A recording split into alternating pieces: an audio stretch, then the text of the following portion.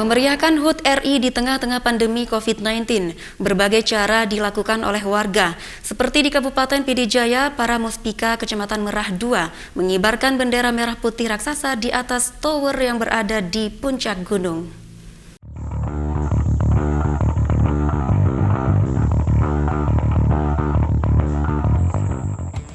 Berbagai cara dilakukan oleh masyarakat Indonesia untuk memeriahkan Hari Kemerdekaan Republik Indonesia.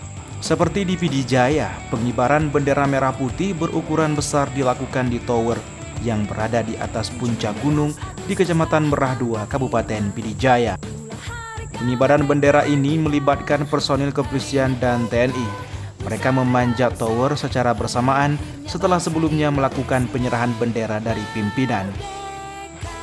Bendera merah putih yang dikibarkan para personil kepolisian dan TNI di atas tower yang berada di puncak gunung ini berukuran 4 x 6 meter. Tetap sedia mempertahankan Indonesia, kita tetap setia